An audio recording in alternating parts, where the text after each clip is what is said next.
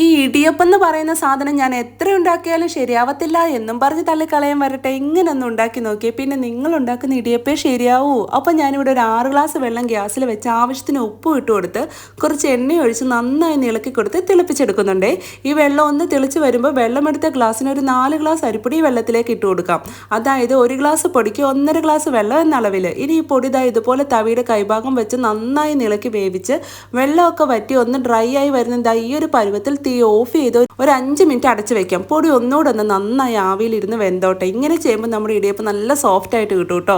പിന്നെ ഇതുപോലൊരു പാത്രത്തിലേക്ക് മാറ്റി നിരത്തിയിട്ട് വലിയ ചൂടൊക്കെ ഒന്ന് ആറാനായിട്ട് വെക്കാം. ചെറു ചൂടോടുകൂടി തന്നെ എന്നിട്ട് കൈവച്ച് ഇതുപോലെ മാവ് നന്നായി കുഴച്ചെടുത്ത് ഇങ്ങനെ കൈവച്ച് പ്രസ് ചെയ്ത് നോക്കിയാൽ മാവ് കയ്യിൽ ഒട്ടും ഒട്ടിപ്പിടിക്കാതിരിക്കുന്ന ഈ ഒരു പരുവത്തിൽ വേണം മാവ് കുഴച്ചെടുക്കാനായിട്ട്. ഇനി ഈ മാവിൽ നിന്ന് കുറച്ചെടുത്ത് നമ്മുടെ ഇടിയപ്പം പീച്ചിയിലേക്ക് ഇട്ട് കൊടുത്ത് അടച്ചെടുക്കാം. ഇഡലിത്തട്ടിൽ ഇതുപോലെ കുറച്ച് എണ്ണയും തടവി കുറച്ച് തേങ്ങയും ഇട്ട് കൊടുത്ത് ഇടിയപ്പം ഇതുപോലെ കറക്കിയിടാം. ഇനി ഇത് ഇഡലി ചെമ്പിൽ വെച്ച് ആവിയിൽ ഒരു 15 മിനിറ്റ് വേവിച്ച് മൂട് തുറന്ന് നോക്കുമ്പോൾ നല്ല സോഫ്റ്റ് ആയിട്ടുള്ള നമ്മുടെ ഇടിയപ്പം റെഡി. ഇനിയിപ്പോൾ ഇതൊരു പാത്രത്തിലേക്ക് ഇതുപോലെ ഒന്ന് മറിച്ചിട്ട് കൊടുത്താൽ നമ്മുടെ പരിപാടി കഴിഞ്ഞു.